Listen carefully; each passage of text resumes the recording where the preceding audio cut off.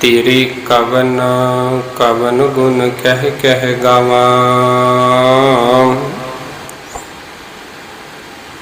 तू साहिब गुणी निदाना।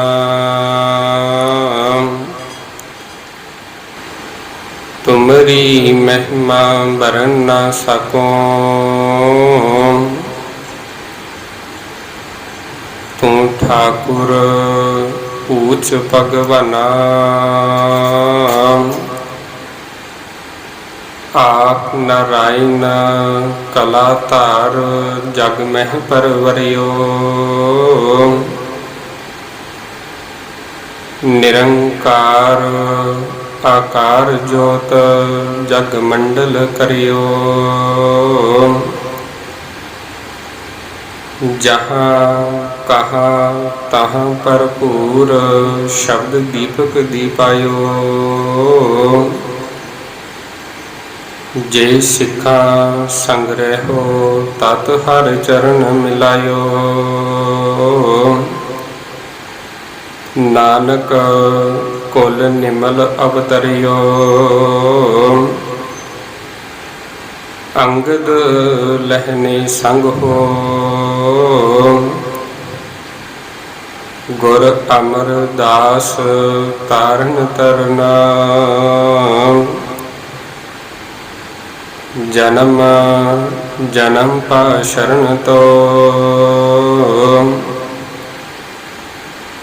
नानक कुल निमल अवतरियो। अंगद लहने संग हो। गुर अमरदास तारन तरना। जन्म जन्म पा शरण तो। परम सत्कारयोग जुगो जुग अटल शब्द गुरु ब्रह्म सतगुरु सारी ही कायनात नूं सांझा उपदेश देने वाले रहबर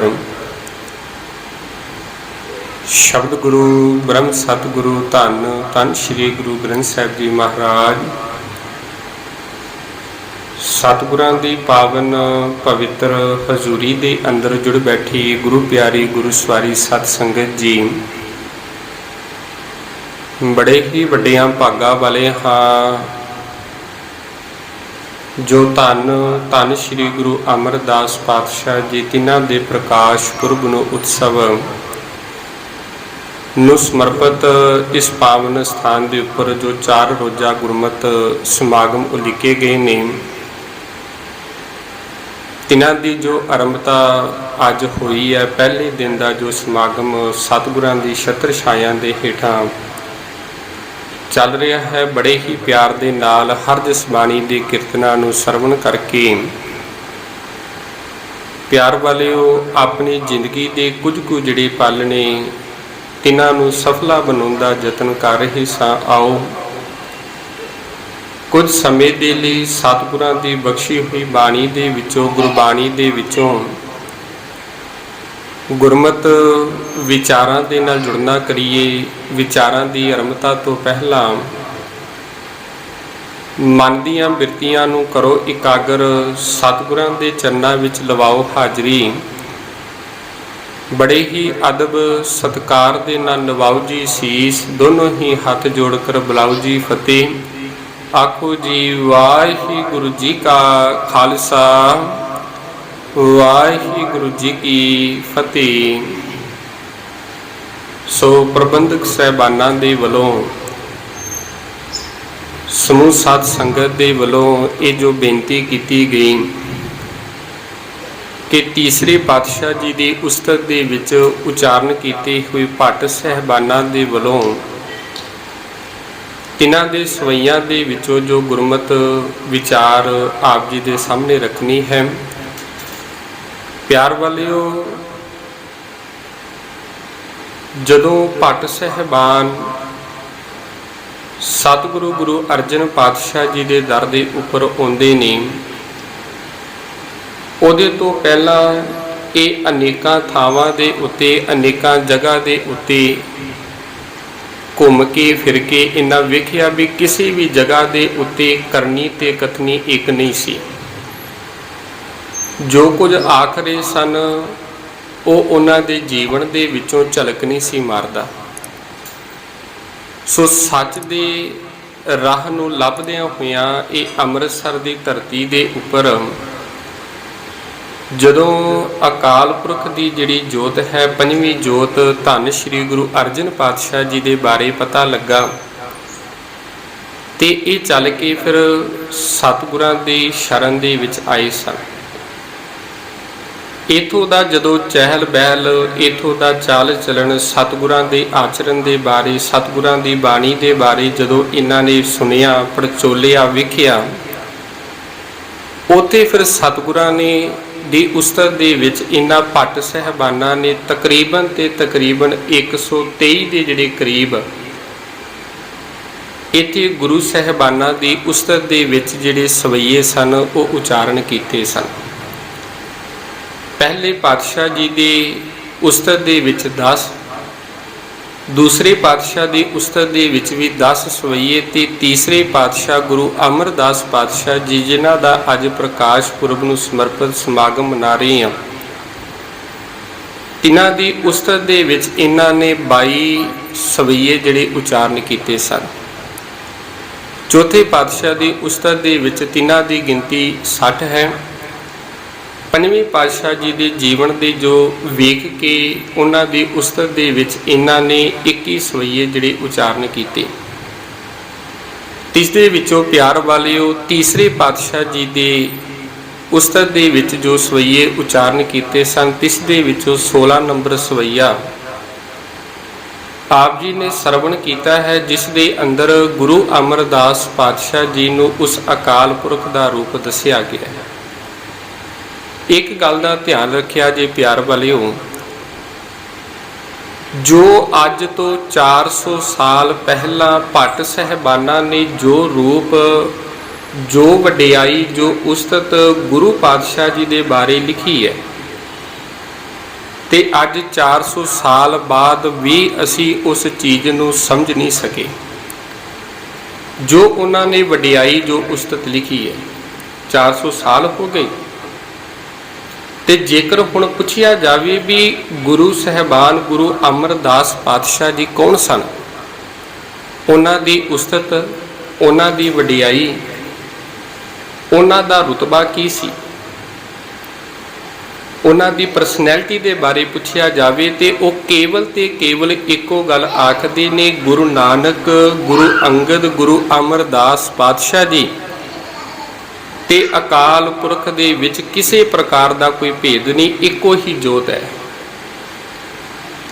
ਦੁਆਰਾ ਤੋਂ ਫਿਰ ਇਸ ਗੱਲ ਨੂੰ ਸਮਝਿਆ ਜਾਵੇ, ਜਦੋਂ ਉਹ ਅਕਾਲ ਪੁਰਖ ਵਾਹਿਗੁਰੂ ਜਿਹੜਾ ਨਿਰੰਕਾਰ ਦਾ ਰੂਪ ਹੈ, ਇਸ ਸੰਸਾਰ ਨੂੰ, ਜਗਤ ਨੂੰ ਤਾਰਨ ਦੇ ਲਈ, ਲੁਕਾਈ ਨੂੰ ਤਾਰਨ ਦੇ ਲਈ ਜਦੋਂ ਇਸ ਸੰਸਾਰ ਦੇ ਵਿੱਚ ਆਕਾਰ ਦਾ ਰੂਪ ਬਣ ਕੇ ਆਏ ਤੇ ਉਹ ਸਨ ਗੁਰੂ ਅਮਰਦਾਸ ਪਾਤਸ਼ਾਹ ਜੀ।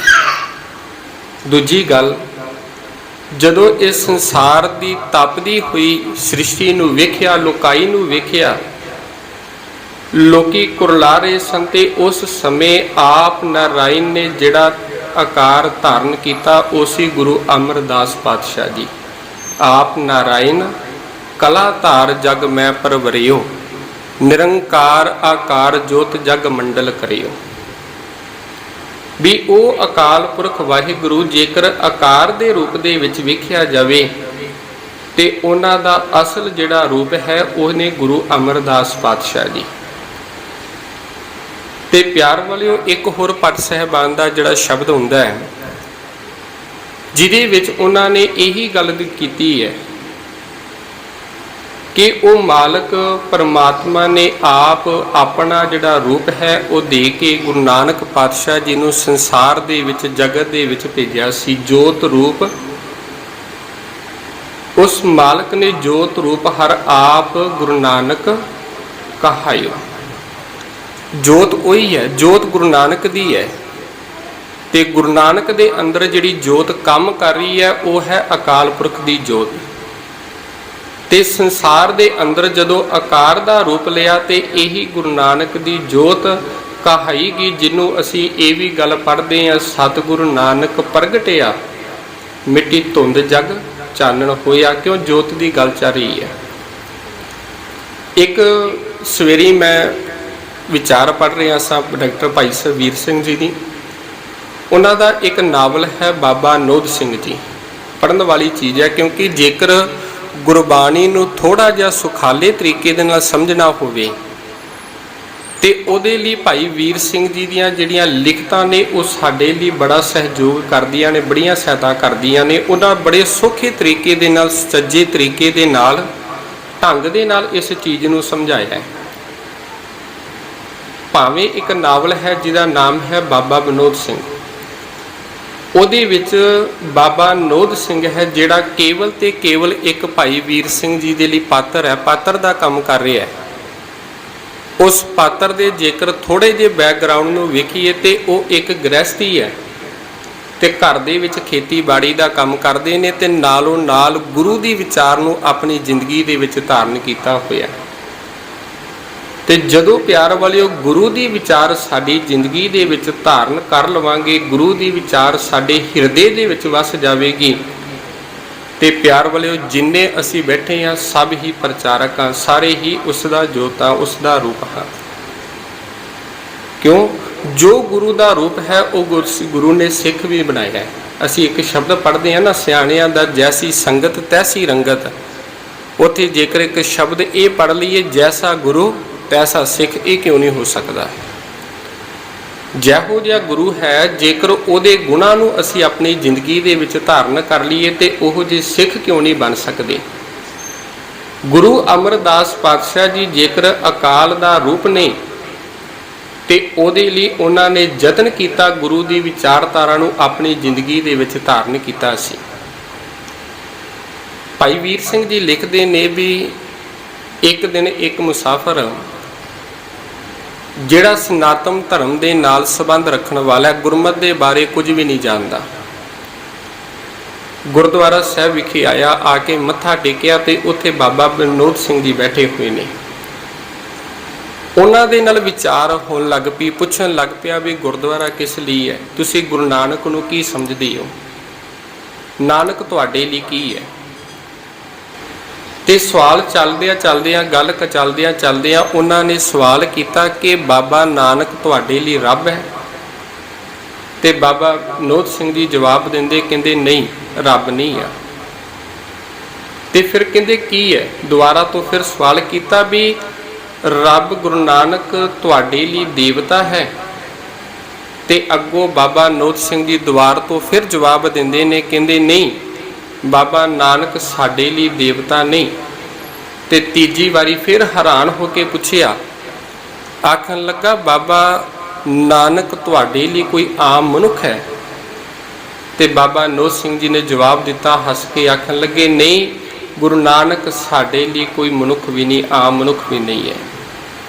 ਬੜਾ ਹੈਰਾਨ ਜਿਹਾ ਹੋਇਆ, ਆਖਣ ਲੱਗਾ ਤਿੰਨ ਹੀ ਚੀਜ਼ਾਂ ਮੰਨੀਦਾ, ਜਾਂ ਬੰਦਾ ਦੇਵਤੇ ਮੰਨਦਾ, ਜਾਂ ਰੱਬ ਮੰਨਦਾ, ਤੇ ਜਾਂ ਫਿਰ ਮਨੁੱਖ ਮੰਨਦਾ। ਕਹਿੰਦੇ ਫਿਰ ਤੁਹਾਡੀ ਨਿਗਾਹ ਦੇ ਵਿੱਚ ਗੁਰੂ ਨਾਨਕ ਕੀ ਹੈ? ਉਹਨੂੰ ਤੁਸੀਂ ਕੀ ਸਮਝਦੇ ਹੋ? ਜੋ ਉਹਨਾਂ ਦੀ ਜੋਤ ਹੈ ਉਸ ਨੂੰ ਤੁਸੀਂ ਕੀ ਸਮਝਦੇ ਹੋ? 10 ਗੁਰੂ ਸਾਹਿਬਾਨ ਨੇ ਜਿਹੜੇ, ਇਹਨਾਂ ਨੂੰ ਤੁਸੀਂ ਕੀ ਸਮਝਦੇ ਹੋ, ਕੀ ਮਹਿਸੂਸ ਕਰਦੇ ਹੋ? ਤੇ ਬਾਬਾ ਵਿਨੋਦ ਸਿੰਘ ਜੀ ਨੇ ਜਵਾਬ ਦਿੱਤਾ, ਉਹ ਸਾਡੇ ਲਈ ਅਕਾਲ ਰੂਪੀ ਮਨੁੱਖ ਹੈ, ਰੱਬ ਰੂਪੀ ਮਨੁੱਖ ਹੈ। ਆਖਣ ਲੱਗਾ ਮੈਨੂੰ ਕੋਈ ਸਮਝ ਨਹੀਂ ਲੱਗੀ, ਮੈਂ ਤੇ ਅੱਗੇ ਪਹਿਲਾਂ ਭੁਲੇਖੇ ਦੇ ਵਿੱਚ ਆ, ਤੁਹਾਨੂੰ ਪੁੱਛਿਆ ਵੀ ਰੱਬ ਹੈ, ਮਨੁੱਖ ਹੈ ਜਾਂ ਦੇਵਤਾ ਹੈ, ਪਰ ਤੁਸੀਂ ਤੇ ਚੌਥੀ ਗੱਲ ਰੱਖ ਦਿੱਤੀ, ਰੱਬ ਰੂਪੀ ਮਨੁੱਖ। ਕੋਈ ਗੱਲ ਸਮਝ ਨਹੀਂ ਲੱਗੀ, ਸਪਸ਼ਟ ਨਹੀਂ ਹੋਈ, ਇਹਨੂੰ ਥੋੜਾ ਜਿਹਾ ਸਮਝਾਵੋ, ਤੁਸੀਂ ਆਪਣੇ ਕੋਲੋਂ ਕਹਿ ਰਹੇ ਹੋ। ਤੇ ਬਾਬਾ ਵਿਨੋਦ ਸਿੰਘ ਜੀ ਨੇ ਜਵਾਬ ਦਿੱਤਾ, ਕਹਿੰਦੇ ਨਹੀਂ, ਇਹ ਜਿਹੜੀ ਗੱਲ ਹੈ ਭਾਈ ਗੁਰਦਾਸ ਸਾਹਿਬ ਜੀ ਨੇ ਆਪਣੀਆਂ ਵਾਰਾਂ ਦੇ ਵਿੱਚ ਲਿਖੀ ਆ, ਉਹਨਾਂ ਦੀ ਵਾਰਾਂ ਦੇ ਵਿੱਚੋਂ ਮੈਂ ਇਹ ਗੱਲ ਕਹਿ ਰਹੀ ਹਾਂ। ਜਦੋਂ ਬਗਦਾਦ ਦੀ ਧਰਤੀ ਵੱਲ ਜਾਂਦੇ ਨਾ ਸਤਿਗੁਰੂ ਪ੍ਰਚਾਰਕ ਫੇਰੀ ਤੇ ਭਾਈ ਗੁਰਦਾਸ ਜੀ ਨੇ ਉਹਦਾ ਜ਼ਿਕਰ ਕੀਤਾ ਹੈ। ਉਹਦੇ ਵਿੱਚ ਫਿਰ ਪੁੱਛਿਆ ਗਿਆ ਵੀ ਗੁਰੂ ਨਾਨਕ ਕੌਣ ਹੈ, ਉਹਦਾ ਸਾਥੀ ਕੌਣ ਹੈ? ਤੇ ਉੱਥੇ ਫਿਰ ਸਤਿਗੁਰਾਂ ਦੇ ਭਾਈ ਗੁਰਦਾਸ ਜੀ ਨੇ ਸਤਿਗੁਰਾਂ ਦੇ ਪਰਥਾਏ ਇਹ ਜਵਾਬ ਦਿੱਤਾ ਸੀ, ਇੱਕ ਬਾਬਾ अकाल रूप, दूजा रबाबी मरदाना। एक बाबा अकाल दा रूप है जिन्हों अज पट साहबान ये गल आखदे पे ने तीसरे पातशाह की उस्तत दे विच निरंकार आकार रूप जग मंडल करे, भी वो मालक परमात्मा निरंकार दा रूप है ते वो आप अकाल पुरख वाहिगुरु है जिहड़ा जोत दे रूप दे विच इस संसार दे विच अपनी विचारधारा नूं वंड रहा है। जदों ये गल आखी भी आखन लगा कोई थोड़ी जी समझ नहीं लगी मैनूं गा, ते थोड़ा जिहा जेकर कोई सुखाले तरीके दे नाल इस नूं समझाया जावे ते बड़ा चंगा होवेगा। ते बाबा नोत सिंह जी ने अगे जवाब दिता, कहंदे मन लो जदों सुनियारा जिहड़ा सुनियारा है सोने नूं शुद्ध करदा है, की करदा है, सब तो पहला सोने दा जिहड़ा वट्टा हुंदा है जां निक्का जिहा पीस हुंदा है उस नूं कोठाली दे विच पांदा है ते ओहदे तो बाद उस नूं गर्म करदा है। कहंदे जदों गर्म होवे, पूरा गर्म तप रिहा होवे सोना, ते उस समय कोई सुनियारे नूं पुछे भी ये सोना है, कहंदे इहदे तो वो मुनकर नहीं हुंदा भी ये सोना है सोना ही, दूजे पासे शुद्ध भी है, पर तीजे पासे ये गल आखेगा भी जदों ये अग दी लाली दे विच पूरा लाल होया हुंदा, तप रिहा हुंदा ते उदों ये गल आखेगा भी ये अग रूपी सोना है। क्यों? कारण यह है भी जदों उस सोने की ढेली नूं किसी भी जगह दे उत्ते रखोगे, अग दे विचों कोले नूं कढ के तुसीं किसी भी जगह दे उत्ते रख दवो, वो जगह जिहड़ी सड़ के है वो नाश हो जाएगी, सुआह हो जाएगी। कहते जिस प्रकार वो सोना हुंदियां होया भी, शुद्ध सोना हुंदियां होया भी अग दा रूप लै लैंदा है, इसे प्रकार गुरु नानक दी जिहड़ी जोत है, अकाल पुरख दी जोत है, उस संसार दे अंदर एक अकाल रूपी जिहड़ा मनुख है उहदा काम कर रही है, रब रूपी मनुख दा काम कर रही है। कारण इसनूं थोड़ा जिहा समझिए, वो किस प्रकार है शरीर दे तौर ते साडे वर्गे ही, पर उन्हां दे अंदर जिहड़े गुण ने वो अकाल पुरख दे गुण ने, ते जिहदे जो जैहो जे गुण मनुख दे अंदर होणगे, जैहो जी शख्सियत दे मालक होणगे, फिर असीं उस नूं उहदा ही रूप समझांगे। तीजे पातशाह दी बाणी दे विचों एक शब्द पढ़दे हां, बड़ा प्यारा, ते जिहदे अंदर सतगुरु साहिबान ने कृपा ये कीती है, आखन लगे भी सतगुर की मत जिसनो आवे सो सतगुर माही समाना। मत लैण दे लई कोई भी तैयार नहीं, पहली गल है असी सब कुछ करन दे लई तैयार हाँ, पर गुरु एक साडे कोलों चीज़ मंग रहा है। सुखमनी साहिब की बाणी दे विचों आपां हर रोज़ शब्द पढ़ते हैं, जिहदे अंदर मेरे मालक ने एक कृपा की, आखन लगे मैनू कोई पैसे की लोड़ नहीं, मैनू कोई धन की लोड़ नहीं, मैनू वस्त्रां की लोड़ नहीं, ये जरूरी नहीं कि तू कीमती तो कीमती पोशाके लिया के, रुमाले लिया के भेंट कर, मैं तेरे तो कुछ भी नहीं मंगदा। एक वो चीज़ मंग रहा जिहड़ा तेरे किसी भी काम नहीं, वो है तेरा मन। ते वेची हुई चीज़ नूं कदी भी असीं उहदी कोई चिंता नहीं करते। कोई साडे तो मंग के लै जावे कोई भी चीज़ है, ਉਹਦੇ बारे सानू चिंता रहेगी, टेंशन रहेगी, सोचते रहांगे किते साडी चीज़ नूं तोड़ के ना दे जावे, चाहे साडी चीज़ का नुकसान ना कर देवे। जिहड़ा कोई साडे तो खरीद के ही लै गया ਉਹਦੇ बारे सानू की चिंता है, पता है उन्होंने असीं पहलां कह दिंदे आ भी हाँ आ जिहड़ी चीज़ तेरे सामने पई है आ वेख लै, हुण तू चैक कर लै, ਇਹਦੇ तो बाद जदों तू खरीद ली ਉਹਦੇ तो बाद साडी कोई गारंटी नहीं है। यही गल फिर सतगुरां ने बाणी दे विच भी ये गल आखी, सेवक बनन दे लई गुरु की मत नूं धारण करन दे लई सब तो पहला तैनूं मन गुरु नूं देना पवेगा। मन बेचै सतगुर कै पास तिस सेवक के कारज रास। ते उही भी गल है भी सतगुर की मत जिसनों आवे सो सतगुर माही समाना। जिहड़ा गुरु की मत नूं अपने हिरदे दे विच धारण कर लवे ते फिर वो गुरु का रूप ही हो जाता है। यही गल है ना, गुरु नानक पातशाह जी तो गुरु अंगद पातशाह जी रूप हुंदे ने, उन्होंने गुरु की मत लई विचारधारा नूं अपनी जिंदगी दे विच धारण किया ਤੇ ਉਹੀ ਗੁਰੂ ਅੰਗਦ ਪਾਤਸ਼ਾਹ ਜੀ ਤੋਂ ਜਿਨ੍ਹਾਂ ਦਾ ਅੱਜ ਆਪਾਂ ਪ੍ਰਕਾਸ਼ ਦਿਹਾੜਾ ਮਨਾ ਰਹੇ ਹਾਂ, ਬਾਬਾ ਅਮਰਦਾਸ ਜੀ, ਗੁਰੂ ਅਮਰਦਾਸ ਪਾਤਸ਼ਾਹ ਜੀ, ਉਹ ਜਦੋਂ ਸਤਿਗੁਰਾਂ ਦੇ ਦਰ ਦੇ ਉੱਤੇ ਆਉਂਦੇ ਨੇ ਤੇ ਗੁਰੂ ਦੀ ਮੱਤ ਨੂੰ ਲੈਂਦੇ ਨੇ, ਉਹਦੇ ਲਈ ਸਭ ਕੁਝ ਤਿਆਗ ਦਿੰਦੇ ਨੇ, ਆਪਣਾ ਹੰਕਾਰ ਵੀ ਤਿਆਗਦੇ ਨੇ। ਇਹ ਵੀ ਨਹੀਂ ਆਖਦੇ ਵੀ ਮੈਂ ਵਡੇਰੀ ਉਮਰ ਦਾ ਵਾਂ, ਵੱਡਾ ਵਾਂ। ਤੇ ਉਸ ਸਮੇਂ ਗੁਰੂ ਪਾਤਸ਼ਾਹ ਜੀ ਦੀ ਉਮਰ ਤੇ ਕੇਵਲ ਜਿਹੜੀ ਇਤਿਹਾਸਕਾਰਾਂ 62 ਸਾਲ ਦੀ ਲਿਖੀ ਹੈ, ਤੇ ਦੂਜੇ ਪਾਸੇ ਸਤਿਗੁਰੂ ਪਾਤਸ਼ਾਹ ਦੀ ਉਮਰ ਕਿੰਨੀ ਕੁ ਹੈ? ਕੇਵਲ ਮੇਰੇ ਹਿਸਾਬ ਨਾਲ 42 ਕੁ ਸਾਲ ਦੀ ਬਣਦੀ ਹੈ ਗੁਰੂ ਅੰਗਦ ਪਾਤਸ਼ਾਹ ਜੀ। ਸਤਿਗੁਰੂ ਕੀ ਜਿਸ ਨੂੰ ਮਤ ਆਵੈ ਸੋ ਸਤਿਗੁਰੂ ਮਾਹੀ ਸਮਾਨਾ, ਇਹ ਬਾਣੀ ਜੋ ਜੀਉ ਜਾਣੈ ਤਿਸ ਅੰਤਰ ਵਸੈ ਹਰਿ ਨਾਮਾ। ਜੇਕਰ ਕੋਈ ਮਨੁੱਖ ਇਹ ਜੋ ਗੁਰੂ ਦੀ ਬਾਣੀ ਹੈ, ਗੁਰੂ ਦਾ ਸ਼ਬਦ ਹੈ, ਇਸ ਨੂੰ ਜਿੰਦ ਕਰਕੇ ਹਿਰਦੇ ਦੇ ਵਿੱਚ ਵਸਾ ਲਵੇ। ਵਸਾਉਣਾ ਹੋਰ ਗੱਲ ਹੈ, ਸੁਣਨਾ ਹੋਰ ਗੱਲ ਹੈ। ਨਿੱਕੀ ਜੀ ਉਦਾਹਰਣ, ਸਭਨਾਂ ਨੂੰ ਪਤਾ ਹੈ ਵੀ ਸੱਚ ਬੋਲਣਾ ਚਾਹੀਦਾ ਹੈ, ਹਰੇਕ ਨੂੰ ਪਤਾ ਹੈ ਵੀ ਸੱਚ ਬੋਲਣਾ ਹੈ, ਪਰ ਅਸੀਂ ਬੋਲਦੇ ਹਾਂ।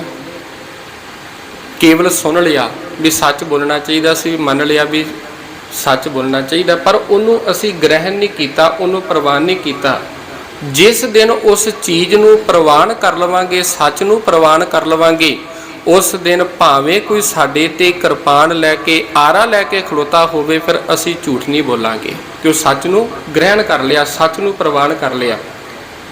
ਇਸੇ ਪ੍ਰਕਾਰ ਬਾਣੀ ਨੂੰ ਅਸੀਂ ਹਰ ਰੋਜ਼ ਪੜ੍ਹਦੇ ਹਾਂ, ਗੁਰੂ ਦੇ ਦਰਸ਼ਨ ਅਸੀਂ ਹਰ ਰੋਜ਼ ਕਰਦੇ ਹਾਂ। ਇੱਕ ਸ਼ਬਦ ਹੋਰ ਤੀਸਰੇ ਪਾਤਸ਼ਾਹ ਦਾ, ਕਿਉਂਕਿ ਜ਼ਿਆਦਾਤਰ ਮੈਂ ਕੋਸ਼ਿਸ਼ ਕਰਾਂਗਾ ਵੀ ਤੀਸਰੇ ਪਾਤਸ਼ਾਹ ਦੀ ਬਾਣੀ ਦੇ ਵਿੱਚੋਂ ਹੀ ਗੱਲ ਕੀਤੀ ਜਾਵੇ। ਉਹਨਾਂ ਦਾ ਇੱਕ ਸ਼ਬਦ ਹੋਰ ਪੜ੍ਹਦੇ ਹਾਂ, ਸਤਿਗੁਰ ਨੋ ਸਭ ਕੋ ਵੇਖਦਾ ਜੇਤਾ ਜਗਤ ਸੰਸਾਰ। ਇਹ ਜਿੰਨਾ ਜਗਤ ਹੈ, ਸਾਰਾ ਸੰਸਾਰ ਹੈ, ਸਭ ਸਤਿਗੁਰੂ ਨੂੰ ਵੇਖਦਾ ਪਿਆ, ਸਭ ਦਰਸ਼ਨ ਕਰ ਰਹੇ ਆ। ਚੱਲ ਕੇ ਹਰੇਕ ਕੋਈ ਆ ਰਿਹਾ ਗੁਰੂ ਦੇ ਦਰ ਦੇ ਉੱਤੇ, ਆ ਕੇ ਨਮਸਕਾਰ ਹਰ ਕੋਈ ਕਰ ਰਿਹਾ, ਹਰ ਕੋਈ ਆ ਕੇ ਸਿਰ ਝੁਕਾ ਰਿਹਾ, ਸਭ ਕੋਈ ਬਾਣੀ ਨੂੰ ਸੁਣ ਰਿਹਾ, ਸਭ ਕੁਝ ਬਾਣੀ ਨੂੰ ਪੜ੍ਹ ਰਿਹਾ। ਪਰ ਉਸ ਬਾਣੀ ਨੂੰ ਮੰਨਣ ਦੇ ਲਈ, ਭਾਵੇਂ ਉਹ ਮੈਂ ਵਾਂ, ਭਾਵੇਂ ਤੁਸੀਂ ਹੋ, ਕੋਈ ਵੀ ਮੰਨਣ ਲਈ ਤਿਆਰ ਨਹੀਂ। ਤਿੰਨ ਚੀਜ਼ਾਂ ਨੇ ਸਾਡੀ ਜ਼ਿੰਦਗੀ ਦੇ ਵਿੱਚ, ਪਹਿਲਾ ਸੁਣਨਾ, ਫਿਰ ਵਿਚਾਰਨਾ, ਤੇ ਤੀਜਾ ਆਚਾਰ। ਕੱਲ੍ਹ ਵੀ ਮੈਂ ਗੱਲ ਕੀਤੀ ਸੀ, ਇਹ ਬੇਨਤੀ ਕੀਤੀ ਸੀ, ਜੇਕਰ ਸੁਣ ਰਹੇ ਹਾਂ, ਸੁਣਨ ਤੋਂ ਥੋੜ੍ਹਾ ਜਿਹਾ ਉਤਾਂਹ ਨੂੰ ਵਿਚਾਰਨ ਦੇ ਵੱਲ ਚੱਲੀਏ। ਦਰਸ਼ਨ ਹਰ ਕੋਈ ਕਰ ਰਿਹਾ, ਵੇਖ ਹਰ ਕੋਈ ਰਿਹਾ, ਪਰ ਸਤਿਗੁਰ ਦੀ ਬਾਣੀ ਆਖਦੀ ਹੈ ਵੀ ਓਨੇ ਸ਼ਬਦ, ਓਨੇ ਸਮੇਂ ਤੱਕ ਮੁਕਤੀ ਨਹੀਂ ਹੋ ਸਕਦੀ ਜਿੰਨੇ ਸਮੇਂ ਤੱਕ ਗੁਰੂ ਦੇ ਸ਼ਬਦ ਦੀ ਵਿਚਾਰਨਾ ਕੀਤੀ ਜਾਵੇ, ਗੁਰੂ ਦੀ ਮੱਤ ਨੂੰ ਸਮਝਿਆ ਨਾ ਜਾਵੇ, ਉਹਦੀ ਮੱਤ ਨੂੰ ਗ੍ਰਹਿਣ ਨਾ ਕੀਤਾ ਜਾਵੇ, ਧਾਰਨ ਨਾ ਕੀਤਾ ਜਾ ਸਕੇ, ਓਨੇ ਸਮੇਂ ਤੱਕ ਕਿਸੇ ਚੀਜ਼ ਨੂੰ ਪ੍ਰਵਾਨ ਨਹੀਂ ਕੀਤਾ ਜਾ ਸਕਦਾ। ਉਹਨੂੰ ਸਮਝਣਾ ਪਵੇਗਾ। ਜੇਕਰ ਅਸੀਂ ਬਾਣੀ ਨੂੰ ਸੁਣ ਰਹੇ ਹਾਂ, ਬੜੀ ਚੰਗੀ ਗੱਲ ਹੈ, ਸੁਣਨਾ ਚੰਗੀ ਗੱਲ ਹੈ, ਕਿਉਂ ਪਹਿਲਾਂ ਤੇ ਕਦਮ ਪੁੱਟ ਰਹੇ ਹਾਂ ਨਾ ਗੁਰੂ ਦੇ ਵੱਲ। ਭਾਈ ਗੁਰਦਾਸ ਜੀ ਆਖਦੇ ਨਾ ਕਿ ਜੇਕਰ ਕੋਈ ਮਨੁੱਖ ਗੁਰੂ ਦੇ ਵੱਲ ਇੱਕ ਕਦਮ ਪੱਟ ਰਿਹਾ ਹੈ, ਗੁਰੂ ਉਹਨੂੰ ਹਜ਼ਾਰਾਂ ਕਦਮ ਅੱਗੇ ਲੈਣ ਲਈ ਆਉਂਦਾ ਹੈ। ਅੱਗੋਂ ਹਜ਼ਾਰਾਂ ਕਦਮ ਲੈਣ ਦੇ ਲਈ ਆ ਰਿਹਾ ਵੀ ਜੇਕਰ ਅਸੀਂ ਬਾਣੀ ਨੂੰ ਸੁਣ ਰਹੇ ਹਾਂ ਜਾਂ ਬਹਿ ਕੇ ਪੜ੍ਹ ਰਹੇ ਹਾਂ, ਤੇ ਇਹ ਸਾਡੇ ਲਈ ਚੰਗਾ ਹੈ। ਇਹ ਅਸੀਂ ਪਹਿਲਾ ਕਦਮ ਪੁੱਟ ਰਹੇ ਹਾਂ ਗੁਰੂ ਵੱਲ। ਕੋਸ਼ਿਸ਼ ਇਹ ਕਰੀਏ ਵੀ ਇਹਦੇ ਤੋਂ ਬਾਅਦ ਵਿਚਾਰਨਾ ਸ਼ੁਰੂ ਕਰੀਏ। ਜਿਚਰ ਸ਼ਬਦ ਨਾ ਕਰੈ ਵਿਚਾਰ, ਡਿਠੈ ਮੁਕਤ ਨਾ ਹੋਵਈ, ਜਿਚਰ ਸ਼ਬਦ ਨਾ ਕਰੈ ਵਿਚਾਰ। ਵੇਖ ਹਰ ਕੋਈ ਰਿਹਾ, ਸੁਣ ਹਰ ਕੋਈ ਰਿਹਾ, ਪੜ੍ਹ ਹਰ ਕੋਈ ਰਿਹਾ, ਮੈਂ ਵੀ ਪੜ੍ਹ ਰਹੀ ਹਾਂ, ਤੁਸੀਂ ਵੀ ਪੜ੍ਹ ਰਹੇ ਹੋ, ਪਰ ਵਿਚਾਰਨ ਦੇ ਲਈ ਕੋਈ ਵੀ ਤਿਆਰ ਨਹੀਂ ਹੈ। ਜੇਕਰ ਸੁਣ ਰਹੇ ਹਾਂ ਉਹਨੂੰ ਵਿਚਾਰੀਏ, ਤੇ ਜਿਹੜਾ ਵਿਚਾਰ ਰਿਹਾ ਉਹਨੂੰ ਕੋਸ਼ਿਸ਼ ਕਰੀਏ ਵੀ ਆਪਣੀ ਜ਼ਿੰਦਗੀ ਦੇ ਵਿੱਚ ਧਾਰਨ ਕਰੀਏ, ਉਹਦੇ ਗੁਣਾਂ ਨੂੰ ਆਪਣੀ ਜ਼ਿੰਦਗੀ ਦੇ ਵਿੱਚ ਲੈ ਕੇ ਆਈਏ। ਤੇ ਪਿਆਰ ਵਾਲਿਓ, ਇਹੀ ਗੱਲ ਹੈ ਵੀ ਸਤਿਗੁਰੂ ਪਾਤਸ਼ਾਹ ਜੀ ਕਿਰਪਾ ਕਰਦੇ ਵੀ ਆਖਣ ਲੱਗੇ ਵੀ ਪਟ ਸਾਹਿਬਾਨਾਂ ਨੇ ਉਸਤਤ ਦੇ ਵਿੱਚ ਤੀਸਰੇ ਪਾਤਸ਼ਾਹ ਦੀ ਵਡਿਆਈ ਕਰਦਿਆਂ ਹੋਇਆਂ ਇਹ ਗੱਲ ਆਖੀ ਵੀ ਉਹ ਮਾਲਕ ਅਕਾਲ ਪੁਰਖ ਵਾਹਿਗੁਰੂ ਜਦੋਂ ਇਸ ਸੰਸਾਰ ਨੂੰ ਤਾਰਨ ਦੇ ਲਈ, ਇਸ ਜਗਤ ਦੇ ਵਿੱਚ ਲੋਕ ਨੂੰ ਤਾਰਨ ਦੇ ਲਈ ਸੰਸਾਰ ਦੇ ਅੰਦਰ ਜਦੋਂ ਆਕਾਰ ਦਾ ਰੂਪ ਲਿਆ, ਤੇ ਉਹ ਆਕਾਰ ਦਾ ਰੂਪ ਸਨ ਗੁਰੂ ਅਮਰਦਾਸ ਪਾਤਸ਼ਾਹ ਜੀ। ਆਪ ਨਿਰੰਕਾਰ ਆਪ ਨਾਰਾਇਣ ਕਲਾ ਧਾਰ ਜਗ ਮਹਿ ਪਰਵਰਿਓ, ਨਿਰੰਕਾਰ ਆਕਾਰ ਜੋਤ ਜਗ ਮੰਡਲ ਕਰਿਓ, ਜਹਾਂ ਕਹਾਂ ਤਹਾਂ ਭਰਪੂਰ ਸ਼ਬਦ ਦੀਪਕ ਜਲਾਇਓ। ਹੁਣ ਜਿੱਥੇ ਕਿਥੇ ਵੀ ਹਰ ਜਗ੍ਹਾ ਦੇ ਉੱਤੇ ਉਹ ਮਾਲਕ ਪਰਮਾਤਮਾ ਰਚਿਆ ਹੋਇਆ ਹੈ। ਤੇ ਗੁਰੂ ਅਮਰਦਾਸ ਪਾਤਸ਼ਾਹ ਜੀ ਨੇ ਇਸ ਗੱਲ ਨੂੰ ਸ਼ਬਦ ਦੇ ਰਾਹੀਂ, ਗੁਰਬਾਣੀ ਦੇ ਰਾਹੀਂ ਹਰ ਜਗ੍ਹਾ ਦੇ ਉੱਤੇ ਇਸ ਦਾ ਪਸਾਰਾ ਕਰ ਦਿੱਤਾ। ਕਿਉਂ? ਗੁਰਬਾਣੀ ਸਾਡੇ ਲਈ ਇੱਕ ਚਾਨਣ ਦਾ ਕੰਮ ਕਰ ਰਹੀ ਹੈ, ਮੁਨਾਰੇ ਦਾ ਕੰਮ ਕਰਦੀ ਹੈ।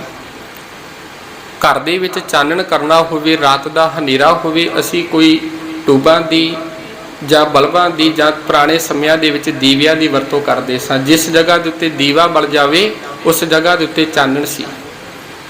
ਤੇ ਇਸੇ ਪ੍ਰਕਾਰ ਗੁਰਬਾਣੀ ਦਾ ਇਹ ਬਚਨ ਵੀ ਪੜ੍ਹਦੇ ਹਾਂ, ਗੁਰਬਾਣੀ ਇਸ ਜਗ ਮੈਂ ਚਾਨਣ। ਵੀ ਗੁਰਬਾਣੀ ਇਸ ਜਗ ਦੇ ਵਿੱਚ ਚਾਨਣ ਹੈ। ਕਿਹੜਾ ਚਾਨਣ? ਜਿਹੜਾ ਚਾਨਣ ਸਾਡੇ ਅੰਦਰ ਕਰ ਰਹੀ ਹੈ। ਬਾਹਰ ਚਾਨਣ ਬੜਾ ਹੈ, ਸਾਡੇ ਅੰਦਰ ਹੀ ਅਗਿਆਨਤਾ ਹੈ, ਸਾਡੇ ਅੰਦਰ ਹੀ ਅੰਧ ਵਿਸ਼ਵਾਸ ਜਿਹੜੇ ਕੰਮ ਕਰ ਰਹੇ ਨੇ, ਸਾਡੇ ਅੰਦਰ ਹੀ ਵਹਿਮ ਭਰਮ ਨੇ, ਭੇਦਤਾ ਹੈ। ਤੇ ਇਹ ਜਿਹੜੀ ਗੁਰਬਾਣੀ ਹੈ ਇਹ ਸਾਡੇ ਅੰਦਰ ਦੇ ਅਗਿਆਨਤਾ ਦੇ ਹਨੇਰੇ ਨੂੰ ਖਤਮ ਕਰਨ ਦਾ ਯਤਨ ਕਰਦੀ ਹੈ, ਸਾਡੇ ਅੰਦਰ ਪ੍ਰਕਾਸ਼ ਕਰ ਰਹੀ ਹੈ। ਤੇ ਇਸ ਬਾਣੀ ਦੇ ਰਾਹੀਂ ਗੁਰੂ ਅਮਰਦਾਸ ਪਾਤਸ਼ਾਹ ਜੀ ਨੇ ਸਭ ਜਗਤ ਦੇ ਵਿੱਚ ਜਿਹੜਾ ਪ੍ਰਕਾਸ਼ ਹੈ ਗੁਰਬਾਣੀ ਦਾ ਪ੍ਰਕਾਸ਼ ਕੀਤਾ।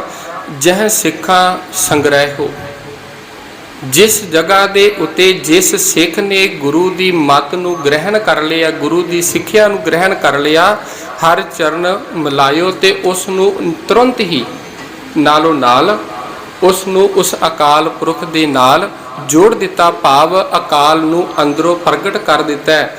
ਨਾਨਕ ਕੁਲ ਨਿੰਬਲ ਅਵਤਰਿਓ, ਅੰਗਦ ਲਹਿਣੇ ਸੰਗ ਹੋ। ਗੁਰੂ ਨਾਨਕ ਦਾ ਜਿਹੜਾ ਨਿਰਮਲ ਪੰਥ ਚਲਾਇਆ ਸੀ, ਇਸ ਕੁਲ ਦੇ ਵਿੱਚ ਅੱਜ ਗੁਰੂ ਅਮਰਦਾਸ ਪਾਤਸ਼ਾਹ ਜੀ ਨੇ ਅਵਤਾਰ ਦਾ ਰੂਪ ਧਾਰਨ ਕੀਤਾ ਹੈ। ਇਹਦੇ ਵਿੱਚ ਧਾਰਨ ਹੋ ਗਏ ਨੇ। ਤੇ ਇਹੀ ਗੱਲ ਗੁਰੂ ਅਮਰਦਾਸ ਤਾਰਨ ਤਰਨ। ਤੇ ਜਦੋਂ ਗੁਰੂ ਅਮਰਦਾਸ ਪਾਤਸ਼ਾਹ ਜੀ ਨੇ ਗੁਰੂ ਨਾਨਕ ਦੀ ਵਿਚਾਰਧਾਰਾ ਨੂੰ ਆਪਣੀ ਜ਼ਿੰਦਗੀ ਦੇ ਵਿੱਚ ਧਾਰਨ ਕੀਤਾ ਤੇ ਭੱਟ ਸਾਹਿਬਾਨ ਕਿਰਪਾ ਕਰਦੇ ਆਖਣ ਲੱਗੇ, ਉਹੀ ਗੁਰੂ ਅਮਰਦਾਸ ਪਾਤਸ਼ਾਹ ਜਿਹਨੂੰ ਇੱਕ ਪਾਸੇ ਇਹ ਪੰਡਿਤ ਇਹ ਗੱਲ ਆਖਦਾ ਪਿਆ ਸੀ, ਇਹਨੇ ਮੇਰੇ ਜਨਮਾਂ ਨੂੰ ਪ੍ਰਸ਼ਟ ਕਰਕੇ ਰੱਖ ਦਿੱਤਾ ਹੈ, ਤੇ ਅੱਜ ਉਹੀ ਗੁਰੂ ਅਮਰਦਾਸ ਪਾਤਸ਼ਾਹ ਜੀ ਪਤਾ ਨਹੀਂ ਕਿੰਨਿਆਂ ਕੁ ਨੂੰ ਤਾਰ ਰਹੇ ਨੇ, ਕਿੰਨੇ ਕੁ ਤਰ ਗਏ ਨੇ ਤੇ ਕਿੰਨਿਆਂ ਕੁ ਨੇ ਤਰਨਾ ਹੈ। ਇਹੀ ਹੈ ਨਾ ਗੁਰੂ ਅੰਗਦ ਗੁਰੂ ਅਮਰਦਾਸ ਪਾਤਸ਼ਾਹ ਜੀ ਦੇ ਲੜ ਲੱਗੇ ਆ। ਉਹਨਾਂ ਦੀ ਬਾਣੀ ਪਤਾ ਨਹੀਂ ਕਿੰਨਿਆਂ ਕੁ ਨੂੰ ਤਾਰ ਰਹੀ ਹੈ, ਕਿੰਨੇ ਕੁ ਤਰ ਚੁੱਕੇ ਨੇ ਤੇ ਕਿੰਨੇ ਕੁ ਤਰਨਗੇ। ਇੱਕ ਨਾਮ ਦਾ ਜਹਾਜ਼ ਦਾ ਕੰਮ ਕਰ ਰਹੇ ਨੇ। ਗੁਰੂ ਅਮਰਦਾਸ ਤਾਰਨ ਤਰਨ, ਜਨਮ ਜਨਮ ਪਾ ਸ਼ਰਨ ਹੋ। ਤੇ ਪੱਟ ਕੀਰਤ ਜੀ ਕਿਰਪਾ ਕਰਦੇ ਵੀ ਹੇ ਗੁਰੂ ਅਮਰਦਾਸ ਪਾਤਸ਼ਾਹ, ਤੁਸੀਂ ਤਰਨ ਤਾਰਨ ਹੋ, ਤੁਸੀਂ ਜਹਾਜ਼ ਹੋ। ਤੇ ਜੇਕਰ ਮੈਂ ਸੰਸਾਰ ਦੇ ਅੰਦਰ ਜਨਮ ਲਵਾਂ ਤੇ ਸਤਿਗੁਰੂ ਤੇਰੀ ਕੁਲ ਦੇ ਵਿੱਚ, ਤੇਰੀ ਸ਼ਰਨ ਦੇ ਵਿੱਚ ਮੈਂ ਜੁੜਿਆ ਰਵਾਂ। ਸੋ ਪਿਆਰ ਵਾਲਿਓ, ਕੋਸ਼ਿਸ਼ ਕਰੀਏ ਜੇਕਰ ਗੁਰੂ ਅਮਰਦਾਸ ਪਾਤਸ਼ਾਹ ਜੀ ਦਾ ਪ੍ਰਕਾਸ਼ ਪੁਰਬ ਮਨਾ ਰਹੇ ਹਾਂ, ਉਹਦੇ ਨਾਲ ਨਾਲ ਕੋਸ਼ਿਸ਼ ਇਹ ਕਰੀਏ ਜਿੱਥੇ ਅਸੀਂ ਗੁਰਬਾਣੀ ਦੇ ਨਾਲ, ਗੁਰੂ ਦੇ ਨਾਲ ਜੁੜੇ ਹੋਏ ਹਾਂ, ਉਹਦੇ ਨਾਲ ਨਾਲ ਗੁਰਬਾਣੀ ਨੂੰ ਸਮਝਣਾ, ਗੁਰਬਾਣੀ ਨੂੰ ਵਿਚਾਰਨਾ ਸ਼ੁਰੂ ਕਰੀਏ ਤੇ ਆਪਣੀ ਜ਼ਿੰਦਗੀ ਦੇ ਵਿੱਚ ਵਿਚਾਰ ਨੂੰ, ਗੁਰੂ ਦੀ ਮੱਤ ਨੂੰ ਧਾਰਨ ਕਰ ਲਈਏ। ਸੋ ਸਤਿਗੁਰੂ ਪਾਤਸ਼ਾਹ ਜੀ ਕਿਰਪਾ ਕਰਨ। ਸੋ ਭਾਈ ਸਾਹਿਬ ਜੀ ਜੋ ਸਾਡੇ ਕੋਲ ਪਹੁੰਚ ਚੁੱਕੇ ਨੇ, ਸੋ ਸਮੇਂ ਦੀ ਸਮਾਪਤੀ ਹੈ, ਵਿਚਾਰਾਂ ਦੀ ਸਮਾਪਤੀ। ਬੁਲਾਓ ਜੀ ਫਤਿਹ ਆਖੋ ਜੀ। ਵਾਹਿਗੁਰੂ ਜੀ ਕਾ ਖਾਲਸਾ,